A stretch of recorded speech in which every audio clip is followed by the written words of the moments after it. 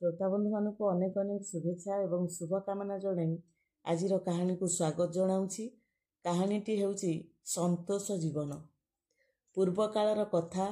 चीन देश रे जड़े नामजादा पथुरिया रहुथिला। से पथरे खूब सुंदर सुंदर जिनिस तैयारी करि पारुथिला।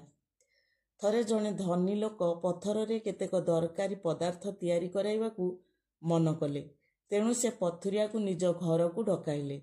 पथुरिया धनी लोकर घरे पहुँची देखिला जे से एक विराट प्रासाद रे वास करुछंती। बहु मूल्यवान पोशाक भी पिंधिछंती। तांकर अनेक दास दासी मध्य अछंती। मोट उपरे से बड़ आडंबर रे रहुछंती। धनी लोक परी हेबा पई एई पथुरियार लोभ हैला।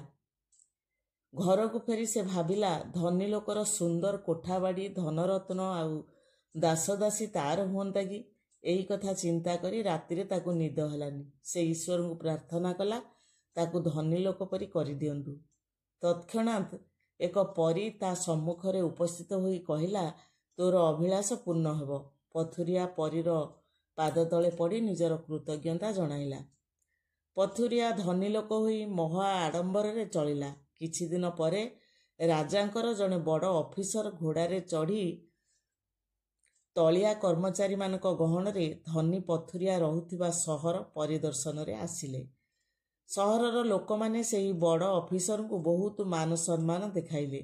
किंतु धनी पथुरिया निज धन गर्व रे तांको सम्मान देखाइला नाही। से मने मने भाविला तार एते धन संपद चाकर चाकराणी थाउ थाउ से काहींकी ऑफिसर पाखरे मुंड नुआई आज्ञा हजूर कहब। बड़ ऑफिसर तार व्यवहार रे लज्जित हेले। से रागी जाई धनी लोक को कर्मचारी लगाई दौड़ी रे बांधी समस्त आगे बेतमाड़ देले। ताकू जोरीमाना कले। धनी लोकर मान महत इज्जत सबु नष्ट हैला। सहरर लोके तांकू छी छाकर कले। घोर लज्जा और अपमान रे से भाविला एते धनरत्न थाई लाभ कौन। वास्तविक बड़ ऑफिसर मानकर बहुत क्षमता। से जने उच्चपदस्थ ऑफिसर हेबाकू कामना कला।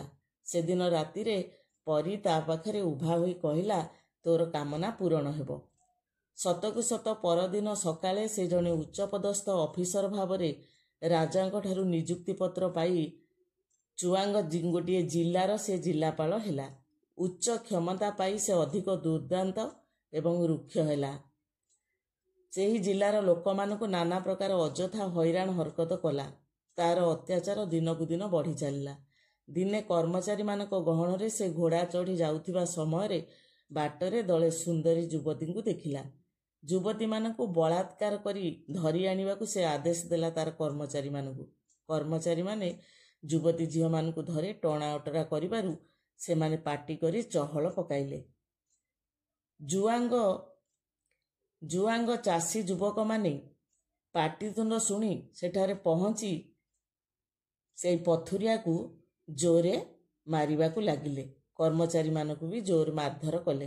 अपमानित तो आहत अवस्था रे पथुरिया कौन कला ना निज प्रासाद को फेरी आसिला। तहु सेही पथुरिया जनक भाविला एते बड़ ऑफिसर होई किछि लाभ नाही। वास्तविक जने तरुण जुआंग कृषकर जीवन अति आनंदमय। से दिन राति रे परी पुणी ता आगरे देखा देई कहिला, जेपरी जीवन चाहुछु आसंता काली ठारू सेही जीवन पाइबु। परदिन सकाळु पथुरिया जने जुआंग चासी होई युवक चासीटी होई एई गाँ रे रहुथिबार देखागला। जुआंग चासीर सरल जीवन ताकू किछि दिन भल लागिला। किंतु दिने ग्रीष्म काल रे प्रचंड सूर्य तापरे हल करुथिबा समय रे से विरक्त होई भाविला, धिक ए जीवन। सूर्य तार प्रखर किरण रे सबु जाली पकाउछि। एही सृष्टि रे सूर्यर जीवन हेउछि सबुठु भल। आकाश रे सूर्य हेबाकू तार प्रबल आग्रह हैला। राति रे परी ता आगरे ठिया होई कहिला, तोर जेउ जीवन पाइबाकू एते आग्रह तू कालीठु सेही जीवन पाइबू। आकाश रे थिबा सूर्य रे तू लीन हेबू। फल रे तू सूर्यंक जीवन पाइबू। सतकु सत पथुरिया सूर्य रूपे आकाश रे परदिन सकाळे उदित हिला। गर्वरे तार छाती फुली उठिला। से अति प्रखर किरण ढाली ପୃଥିବୀର ଗଛ ଲତା ଜୀବଜନ୍ତୁଙ୍କୁ ପୋଡ଼ି ପକାଇବାକୁ ଲାଗିଲା। ହଠାତ୍ ଏକ ବଡ଼ କଳା ବଉଦ ଆକାଶରେ ଉଠି ସୂର୍ଯ୍ୟଙ୍କୁ ଘୋଡ଼ାଇ ପକାଇଲା। ତହୁଁ ପଥୁରିଆ ଭାବିଲା, ସୂର୍ଯ୍ୟଠାରୁ ବଉଦ ଅଧିକ ବଳୁଆ। ସେ ବଉଦର ଜୀବନକୁ ପସନ୍ଦ କଲା। ପରି ତାକୁ ଖଣ୍ଡେ କଳା ବଉଦ କରିଦେଲା। କିନ୍ତୁ କିଛି ସମୟ ପରେ ପବନ ଜୋରରେ ବହିବାରୁ ସେହି କଳା ବଉଦ ଖଣ୍ଡିକ ଟିକି ଟିକି ଖଣ୍ଡମାନ ହୋଇଗଲା। ତହୁଁ ପଥୁରିଆ ଭାବିଲା, ପବନ ବଉଦଠାରୁ ଆହୁରି ବେଶୀ ବଳବାନ। ତାର ବଉଦ ଜୀବନ ଲୋଡ଼ା ନାହିଁ। ତାକୁ ପବନ କରିଦେବାକୁ ସେ ପରୀକୁ ସ୍ମରଣ କଲା। ସଙ୍ଗେ ସଙ୍ଗେ ପରୀ ପହଞ୍ଚି କହିଲା, ପଥୁରିଆ, ତୁ ପବନର ଜୀବନ ପାଇଲେ ଯଦି ସନ୍ତୁଷ୍ଟ ହେବୁ, ସେହି ଜୀବନ ତତେ ପ୍ରଦାନ କଲି। ପଥୁରିଆ ପବନ ହୋଇଯିବାରୁ ଧରାକୁ ସରା ମଣିଲା। ସେ ଭାବିଲା, ବର୍ତ୍ତମାନ ତାଠାରୁ ବଡ଼ ଦୁନିଆରେ କେହି ନାହିଁ। ପ୍ରବଳ ବେଗରେ ପବନ ବହି ବୃକ୍ଷମାନ ଉପାଡ଼ି ଘରଦ୍ୱାର ଭାଙ୍ଗି ଧାଇଁ ଚାଲିଲା ପବନ ରୂପୀ ପଥୁରିଆ। ତା ମନରେ କି ଆନନ୍ଦ! ବାଧା ବନ୍ଧନ ସବୁ ଫିଙ୍ଗି ବତାସ ସୃଷ୍ଟି କରି ସମସ୍ତଙ୍କୁ ଫୋପାଡ଼ି କଚାଡ଼ି ସେ ଚାଲିଲା ଆଗକୁ ଆଗକୁ। କିନ୍ତୁ ଏକ ବଡ଼ ପର୍ବତକୁ ଟପି ସେ ଆଉ ଆଗକୁ ଚାଲିପାରିଲା ନାହିଁ। ଯେତେ ଜୋରରେ ବହିଲେ ବି ପବନ ପର୍ବତକୁ ଟାଳି ପାରିଲା ନାହିଁ। ପବନ ପର୍ବତ ପାଖରେ ହାର ମାନିଲା। ତହୁଁ ପଥୁରିଆ ପବନ ଜୀବନ ଛାଡ଼ି ପର୍ବତ ହେବାକୁ ମନ କଲା। ପରି ତାର ଇଚ୍ଛା ପୂର୍ଣ୍ଣ କଲା। ସେ ପର୍ବତଟିଏ ହୋଇଗଲା। କିଛି ଦିନ ପରେ ଦଳେ ପଥୁରିଆ ଆସି ତାର ଦେହକୁ ହାଣି ଖଣ୍ଡ ଖଣ୍ଡ ପଥରମାନ ନେଇ ତାକୁ କ୍ଷତ ବିକ୍ଷତ କରିଦେଲେ।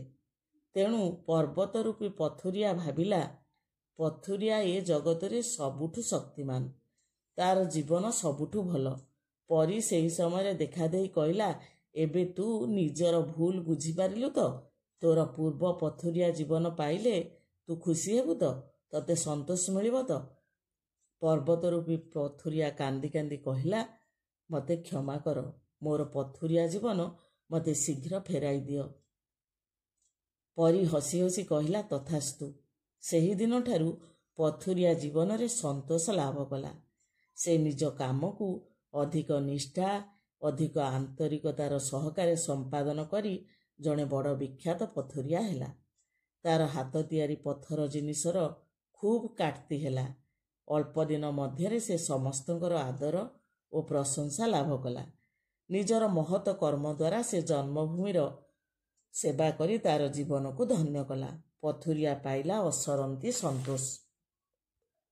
ପଥୁରିଆ ମାଧ୍ୟମରେ ଏହି କାହାଣୀ ଆମକୁ ଏହି ଶିକ୍ଷା ଦିଏ, ଆମ ସମାଜକୁ ଏହି ଶିକ୍ଷା ଦିଏ ଯେ ଭଗବାନ ଯାହାକୁ ଯେଉଁ ପଦବୀରେ ବା ଯେଉଁଭଳି ଭାବରେ ରଖିଛନ୍ତି, ସେଇଟା ହିଁ ତା ପାଇଁ ସର୍ବଶ୍ରେଷ୍ଠ ପଦବୀ ବା ସ୍ଥାନ। ଆମେ ଯଦି ଯେଉଁ ପଦବୀରେ ରହିଛନ୍ତି ବା ଯେଉଁଭଳି ଭାବରେ ଜୀବନ ଅତିବାହିତ କରୁଛନ୍ତି, ଅନ୍ୟକୁ ଦେଖିକି ଆମେ ତା ଭଳି ହେବା ପାଇଁ ଚାହିଁବା, ତେବେ ଜଗତେ କେବଳ ଜନ ହସିବେ, ଏହି ଥଉ ଫଳ। ଜଗତେ ଜନେ ହସିବେ ଯାହା, ଆମେ ନିଜେ ବିଭିନ୍ନ ସମସ୍ୟାରେ ଅସୁବିଧାରେ ପଡ଼ି ଯିବା। କାହାର କୋଠା ବାଡ଼ି, ଭଲ ଗାଡ଼ି ଘୋଡ଼ା ଏତେ ସବୁ ଦେଖିକି ଯେଉଁମାନେ ଈର୍ଷାନ୍ୱିତ ହୋଇକି ତାଙ୍କ ଭଳି ହେବାକୁ ଚାହାନ୍ତି, ସେଇଟା କିନ୍ତୁ ପ୍ରକୃତରେ ଭଗବାନଙ୍କ ଇଚ୍ଛାରେ ସବୁକିଛି ହୋଇଥାଏ। ତେଣୁ ଭଗବାନ ଆମକୁ ଯେଉଁ ଭାବରେ ବା ଯେଉଁ ରୂପରେ ଦେଖିବାକୁ ସୃଷ୍ଟିରେ ଦେଇଛନ୍ତି, ସ୍ଥାନିତ କରିଛନ୍ତି, ଆମେ ସେହି ଉପହାରକୁ ସଶ୍ରଦ୍ଧାରେ ଗ୍ରହଣ କରି ସେହି କର୍ତ୍ତବ୍ୟକୁ ନିଷ୍ଠାର ସହିତ ଯଦି ଆମେ କରିବା, ସେହି କର୍ମକୁ, ତାହେଲେ ନିଶ୍ଚିତ ଭାବରେ ଆମେ ଜୀବନରେ ଜଣେ ସଫଳ ମଣିଷ ହୋଇପାରିବା। କାହାଣୀଟି କିଭଳି ଲାଗିଲା ନିଶ୍ଚିତ କମେଣ୍ଟ ମାଧ୍ୟମରେ ଜଣାଇବେ। ଏହି ସନ୍ତୋଷ ଜୀବନ ପାର।